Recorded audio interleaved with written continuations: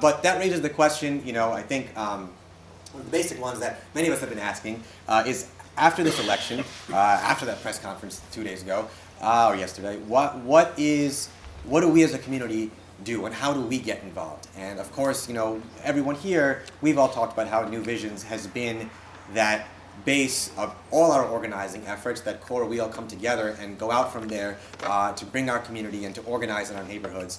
But I think one of the things that's important also is, well, how do we going forward stay connected too? I really do think after the election of Trump, progress was going to come on the local level, in cities, in neighborhoods, and New York will be leading the way, whether it's closing Rikers Island, whether it's immigrant voting, protecting our civil rights. I mean, we are really at the forefront of it, and Jackson Heights, as Danny said, is a microcosm of our city, of our country, and I can think of no better place for that movement to continue from. And so, to that end, it does require, at a very basic level, us as a community being connected on all the different events that are going on in our neighborhood and beyond.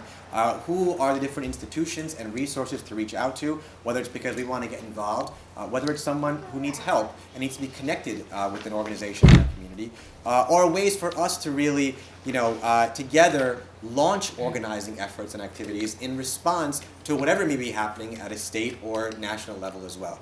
And to have that kind of rapid response system in our neighborhood, we all need to be in touch with each other and up to date on what's going on across our organizations, across our lives and families.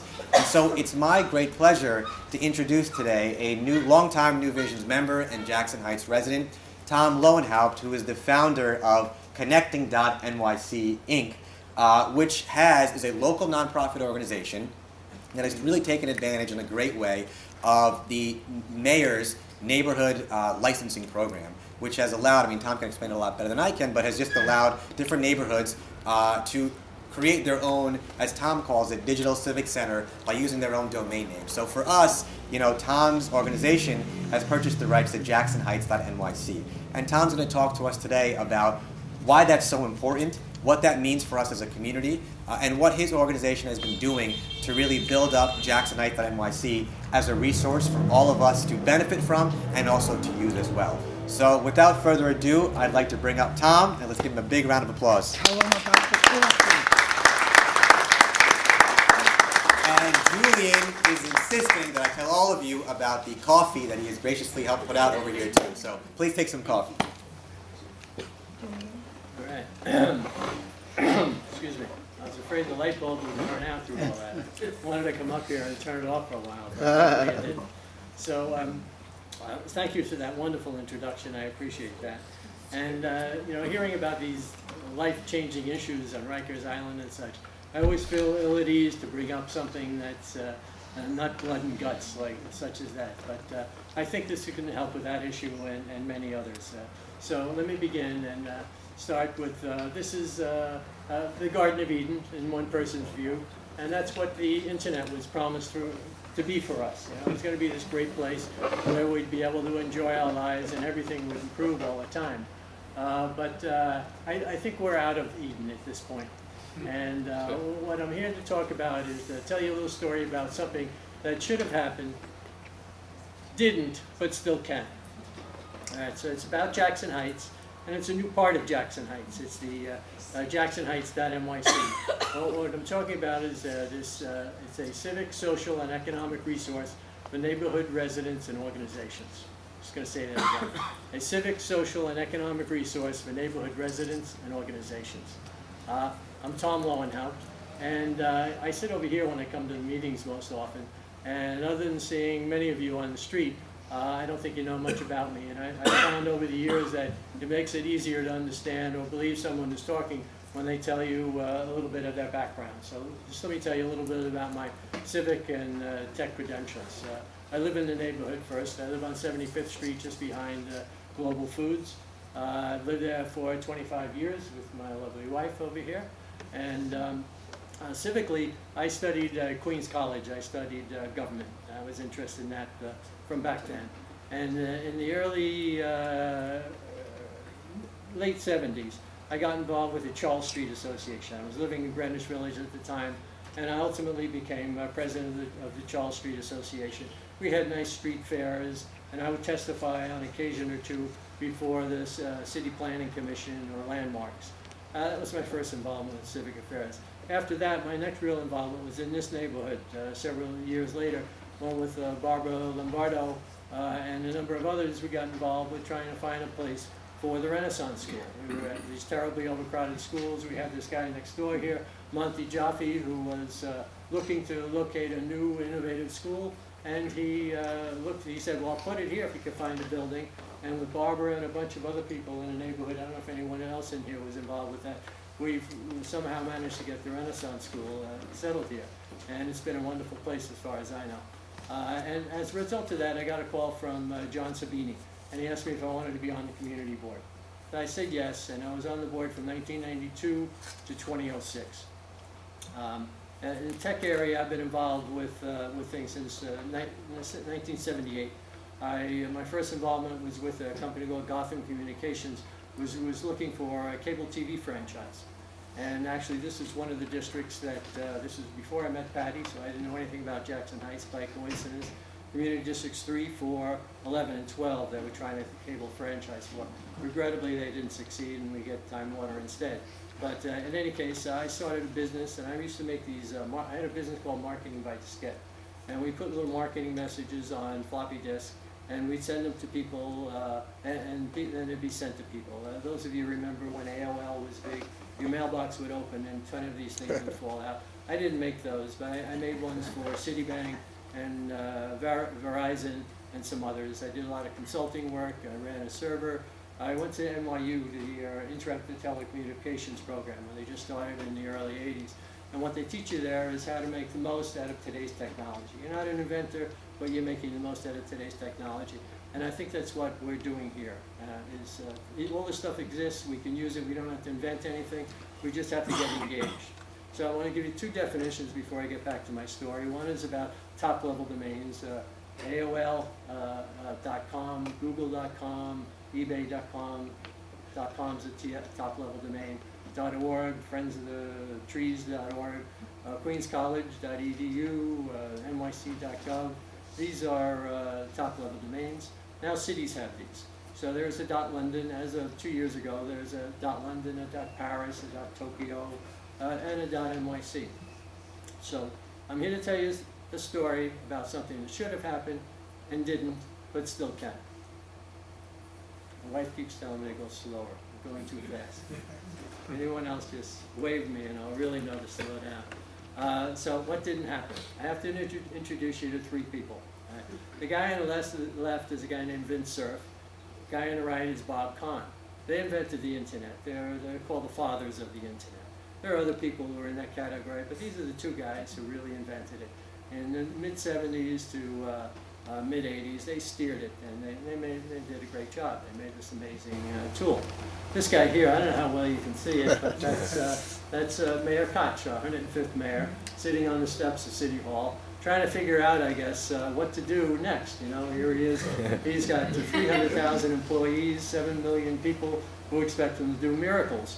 And what didn't happen was that, what would have been nice if it happened, was that if Bob and Vint had come up to City Hall, tapped them on the shoulder and said, I realize you have a lot of problems here, we're inventing this great communication system, would you like to talk to me about how we can make it work for you best? Regrettably, that didn't happen. And as a result, we were forced as a city to use .com, .org, .edu, and our interests got scattered all over the world. We could never really find one another. So there was no .nyc as we might have hoped for. So why do we need something like that? I'll give you an example of how poor our general communication is. So before the internet, we had, I went to school in Terre Haute, Indiana for a while. And in Terre Haute, they had 110,000 people, roughly what we have here in Jackson Heights. And in Terre Haute, they had 2 television stations, a daily newspaper, and 8 radio stations focused on the needs of those 110,000 people. We get 000 in that regard, right? We don't have any of that. And as a result of that, we have an inability to identify neighborhood problems in a timely manner. There's no formal local memory. You know, you hear a story today, and tomorrow it was gone. And also, we couldn't connect with our neighbors very well. And so we have really bad communication. So today we have another thing. Today in our communication, we still have the poor global, the broad media. That's still insufficient. But now we have Nextdoor, Google News, Yelp, Facebook, many Facebook sites focusing on Jackson Heights. Jackson Heights Life, Yahoo, New Times has a new Jackson Heights section. DNA Info is great. And dozens, if not hundreds of others. The Beautification Group has a site. So there's just tons of stuff out there. You can spend your whole day looking up what's going on in Jackson Heights. And that's good. That's better than having nothing. Is it too much of a good thing? No. Civic virtue I like to think about often. And civic virtue I think of as good deeds, helping others. We work with the Jackson Heights Beautification Group, North Queen Homeowners Association, political club like New Vision, religious institutions. All their work, we can't really find it these days because we're not connected in any central way. We're scattered. We are dispersed and diluted is what we are. We can't really connect with one another as we should.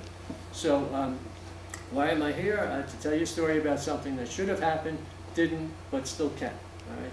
So the still can part is JacksonHeights.nyc. So that's the borders of it as I see it. And in the north is Astoria Boulevard, Roosevelt Avenue in the south, BQE to Junction Boulevard, Greater Jackson Heights, if I may. And I want to tell you how this came about, how our organization got a license for this. It took 16 years. It was a long time. In 2001, I was on the community board, and they passed a resolution that said the city should acquire the .nyc top-level domain. At the time, it was well received by our council member, which was Sabini at the time. Joe Crowley liked the idea, our borough president liked the idea. City Hall was talking about it in the summer of 2001, and then 9/11 happened, and all interest was lost in it for quite a while. In 2005, I got a call from a guy in Berlin, a guy named Dirk Krishanowski. Dirk wanted to get the top-level domain for Berlin. He wanted to get .Berlin. And he called me and he said, listen, I know you were involved with .nyc, and I've been trying, ICANN, the entity that gives out these names, they're giving out names, but they don't want to give them to cities. They say cities don't need them, they don't deserve them. And he asked me, he said, well, you're in the U.S., the U.S. runs the internet, why don't you get involved, with .nyc? So I looked at the situation, and the internet had only gotten more important every day between 2001 and 2005, and I said, sure, I would. I agreed to do so.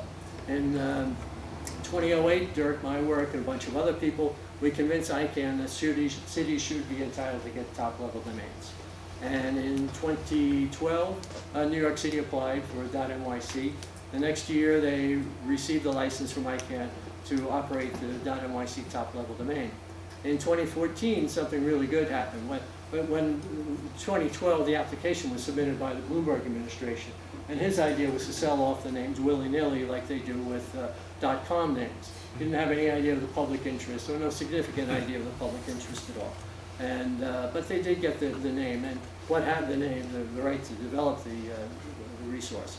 And what happened when the de Blasio administration came in, they decided to take it more as a public interest. They took a bunch of names and set them aside for public use, including the name 385 neighborhood names. Jackson Heights being one of them, Elmhurst, all the neighborhood names were set aside for use by public interest organizations. In 2016, my organization, Connecting.nyc, this organization I formed to advocate for .nyc's acquisition, we applied for JacksonHeights.nyc, the license for it. We didn't pay anything for it, it was free. And we had to get a bunch of signatures from neighbors saying they supported it. We had to give them a reasonable plan as to what would happen. And we received the license, and the idea is to start it what is now this year. And so what does this thing do? So there are citywide and neighborhood features that are associated with this. Citywide, the features are that it would be like intuitive. So when I say citywide, I'm talking about .nyc as a whole. So it would be intuitive in the sense that it's word for word. The language we have in our head, we know how the internet should work. So if you want to go find a library, you should be able to go and type in libraries.nyc. You get a list of the libraries. You want a shelter, you need a shelter, you should be able to go to shelters.nyc. You want to find a restaurant, you should be able to go to restaurants.nyc. We know this stuff. We learn this all our lives. And now we're able to institute something of that. So you can do that intuitiveness with the neighborhood names too. There's going to be a Corona.nyc and Elmhurst.nyc. So it makes the internet easier to use, and it gives us more control of our community. Now if we want to find a shelter or a library, you have to go to Google. You know, Google makes a lot of money off of us, and we don't get anything. Now if we can keep that money in the neighborhood, it'll be good for us. We want it to be trusted too. The city wants it to be trusted. So if you go to a .gov or a .edu site, you feel a little more confident about what you find there than you will on a .com site. There's a recourse if something happens. You know, you read something on a .edu site, you can go to the president of the university and say, hey, there's something wrong there. You've got to fix this up. Go to the mayor's office and say, hey, this is all wrong. But you can't do this with the .com site, or many of them. You know, be very leery of that. And to make it to make .nyc trusted, we're going to need a protective citizenry, if that's a correct word. That means all of us are going to have to focus on this thing, and we're going to have to see that it's our future, that we have to stand up. We have to, when we find something wrong with it, we have to have institutions to report it through. So right now, we don't really have that. The mayor's office hasn't moved in that direction yet. But Consumer Affairs has 300 people there. They should take complaints about .nyc. The City Planning Department should be involved with it. The people with 311. There are a number of city institutions who should be involved with this. They aren't yet. I'm glad some of our local officials, elected officials are here tonight and maybe put a little pressure on the city. So the next thing is the local features. You know, what will we have locally? So broadly, we're going to connect and empower local residents and institutions. That's what we want to do. And we want to take more community into our neighborhood. And by community, I mean communication, friendships, and networks. They're the very basis of society. So we need to, if we can connect ourselves better, we will have a better neighborhood and a better neighborhood. So there are a couple of things in the license that we're required to do and that we can't do. The things we must do, there are like a dozen things that we have to do. We have to provide information about alternate site parking. We have to provide information about the trains and whether they're on time. About a dozen things of that nature, no big deal. And the things that we can't do. We can take some limited advertising, and we can't sell cigarettes, we can't sell liquor, you know, hookers, and you know, that stuff. And so we have to be above board, and that's good, right? Nobody objects to that. So, but what we want to do is we want to do something really good. You know, one of the things, in 2017, we have 2 or 3 projects that we want to get done. One of them is a resource wiki. So a wiki is something like Wikipedia. Anybody, how many in the room have ever used Wikipedia, familiar with it? I'd say most of the people. So this would be like a wiki for our neighborhood. So in this wiki, we would have, we have to decide what goes in it, but I would think that all the organizations would be listed, as well as all the places. You know, all our parks, our churches, our streets, our buildings, everything that's in the neighborhood would be listed there. Now, what people are listed is gets to be a very touchy matter. You know, in the instance of Danny's listed in Wikipedia. You know, so anybody who's in Wikipedia from Jackson Heights, we could easily put in our neighborhood wiki, as well as maybe famous people who lived here previously. We will put them in.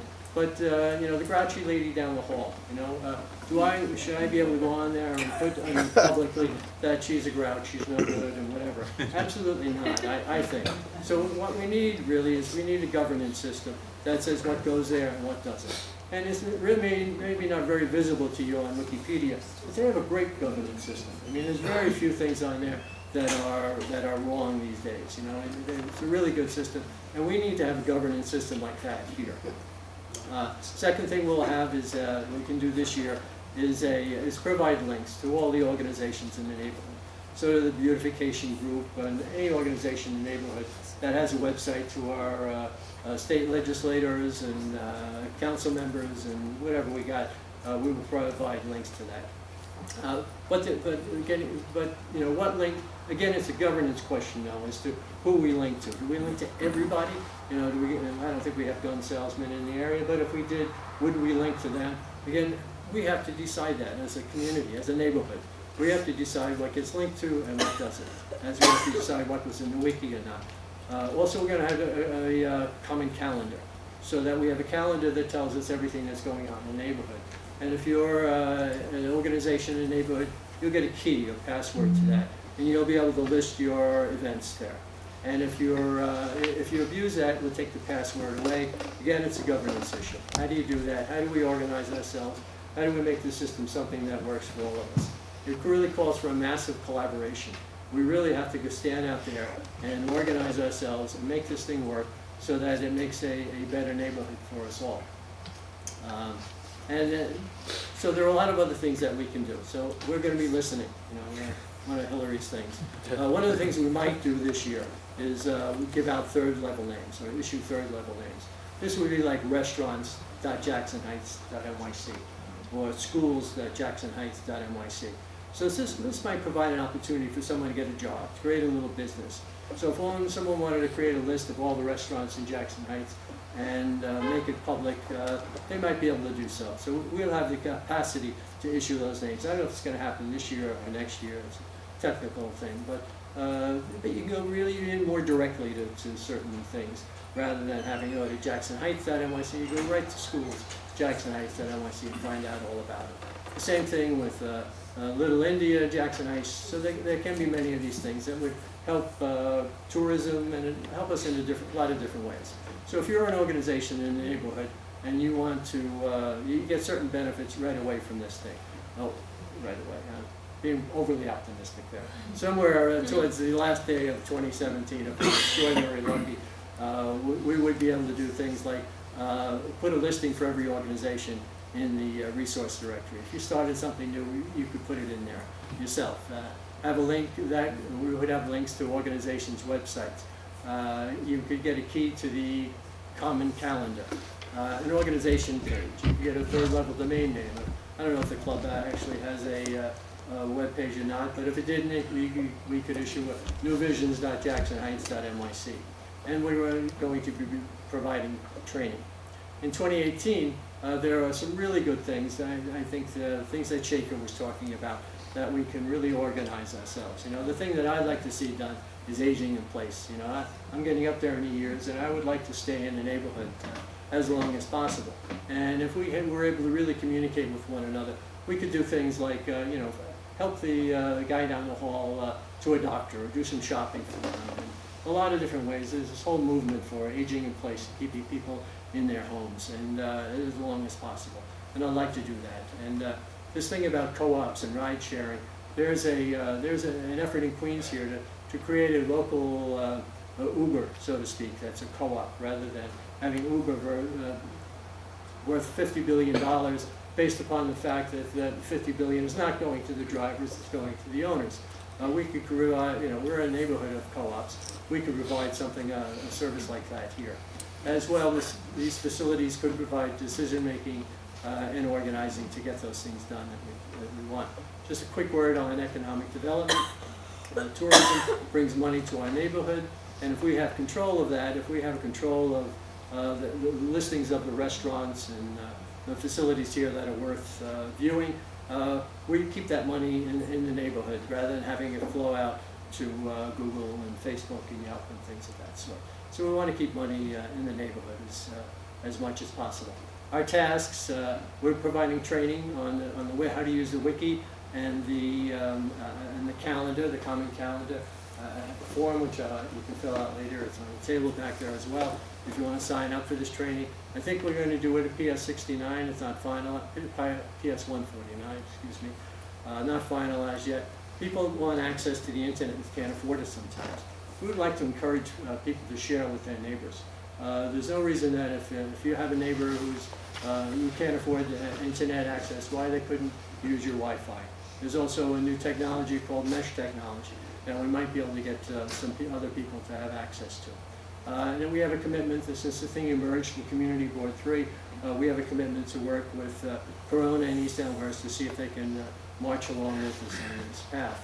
So what does this thing do for neighborhoods? It'll make more transparent the operation of the neighborhoods. It'll enable more civic engagement, hopefully better city service delivery, more people get help by their neighbors, and it'll improve the quality of life. All right. So how do we finance this thing? It doesn't really cost a heck of a lot. Several $1,000s a year it could be done, assuming we're all volunteers. We're all workers for this process. So where does that money come from? my organization has a few dollars that we're going to do it for a little while to get this thing started. But we see 4 areas where funds can come from: grants, donations, sales of third-level names, and advertising.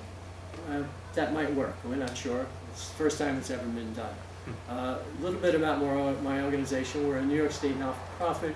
We work on donations and services. We have an extraordinarily small budget. We have involvement in 4 areas. The one that in this year, 80% of our time is going to be spent on JacksonHeights.nyc. We're also an NGO with the UN, and we wanted to share the information that we have about. Over these 16 years, I became, not by plan, but I became a global expert on city top-level domains.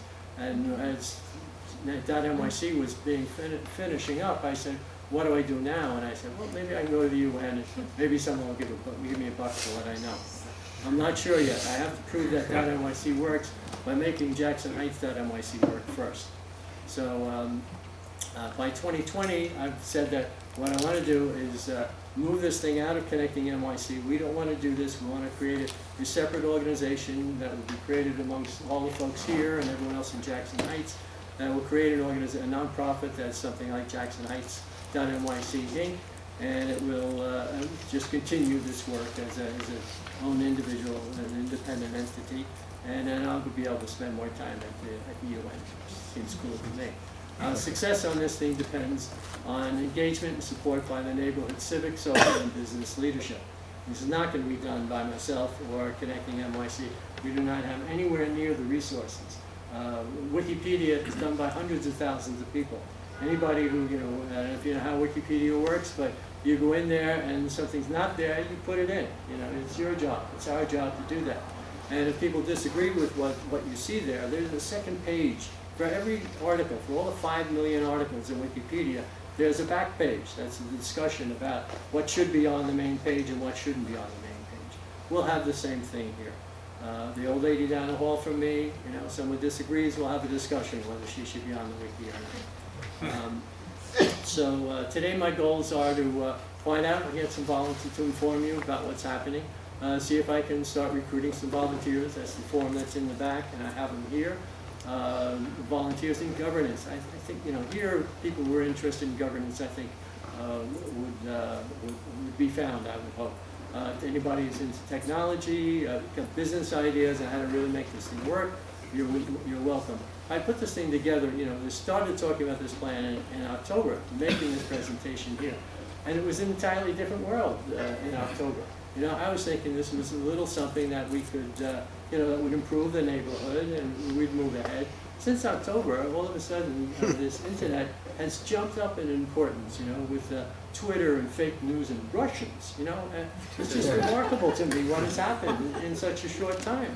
And, we've really got to, take our neighborhood and make it what we want it to be, Vint and Bob Kahn, luckily they're still alive, but were they dead, they'd be rolling over in their graves about what's happening here. And it's just astounding what the internet is doing to us all.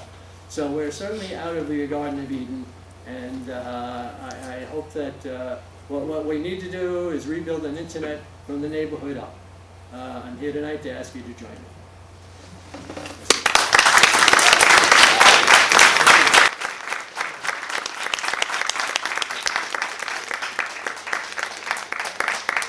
Thanks so much, Tom. Questions? Let's start here. So, Tom, what is your idea of governance? Do you want a board? What is your vision for that? I think an advisory board to start with, so we're a nonprofit that does other things. I've done other things. So people in the neighborhood who want to get involved with governance, maybe eventually to become a board of directors or something like that. But to say, how this, how the wiki works, there are a lot of decisions that need to be made. But the more people who are involved, could specialize in different areas, obviously. That's it. On this side, yes, here. Can I go on Jackson Heights?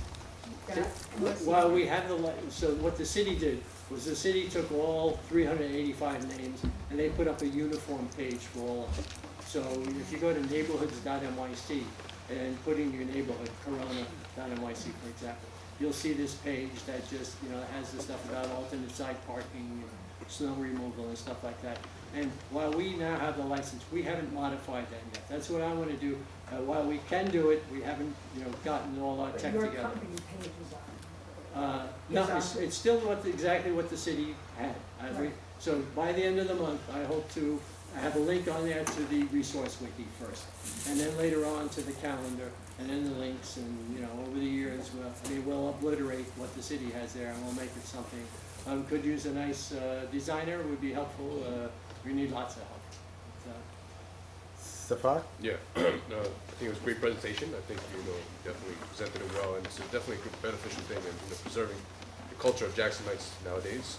One of the questions I had was when you're presenting the restaurants.JacksonHeights.nyc or schools, are they vague names or are they going to be specific? Let's say there's a Italian restaurant, would it have their name or would it just be listed under restaurants.JacksonHeights.nyc? Well, I think that if Armando's would be interested, for example, the Italian restaurant on Northern, in buying Armando's .JacksonHeights.nyc, we would be happy to sell that to them, for not a lot, but we got to get money from somewhere. Yeah.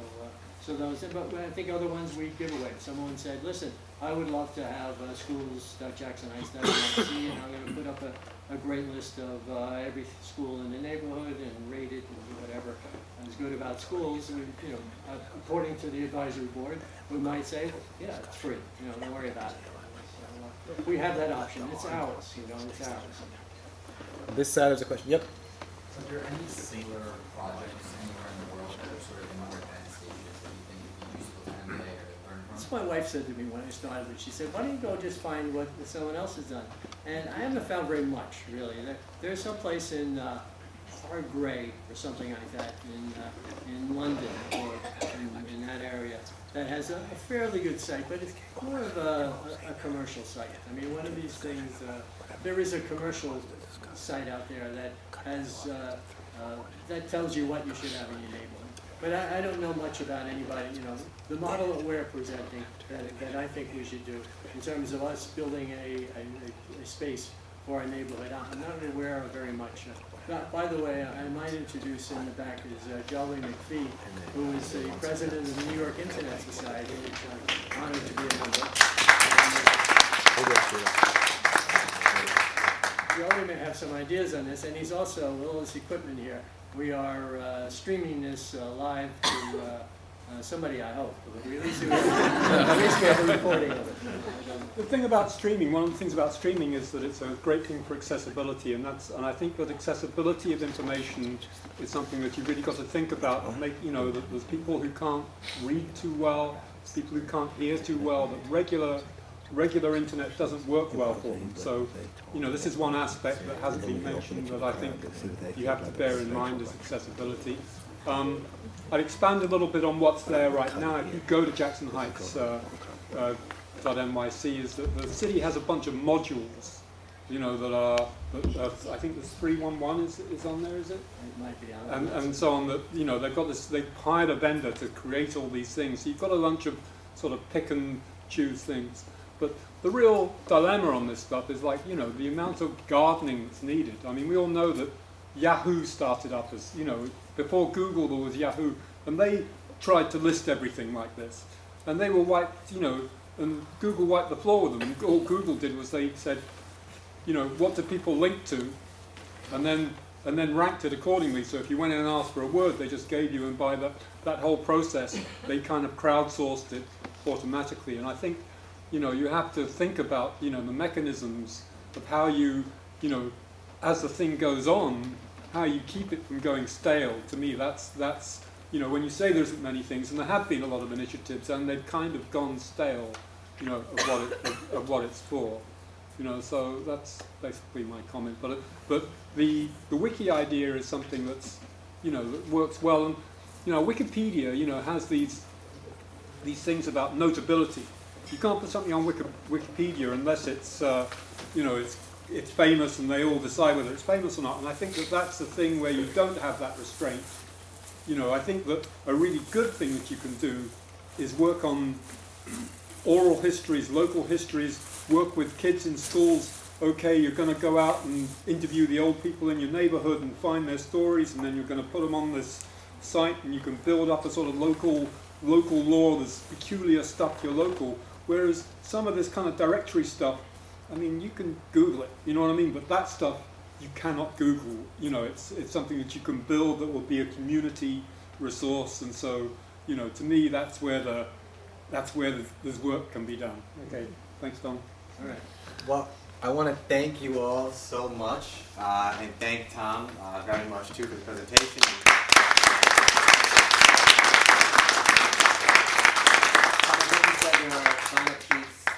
Yeah, at the end, and I have them here, so if anybody's interested, you can give me a name, email, and check off what thing you might be interested in, and talk to me. I'll be around till the end.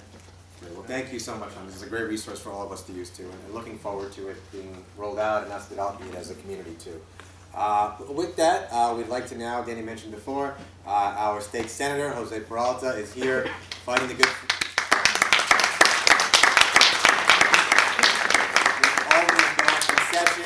He is fighting up there, so we wanted to invite the senator up to say a few words about what's going on and any updates.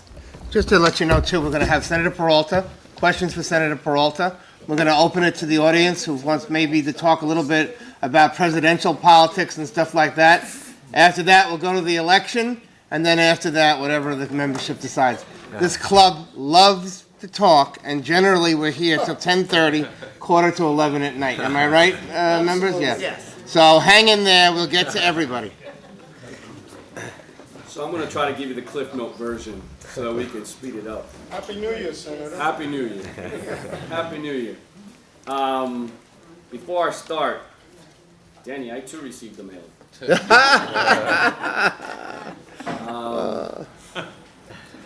Don't worry about it. I've been there myself. So 2017, the silly season has begun. So 2017, as you all know, is an election year. It's city council.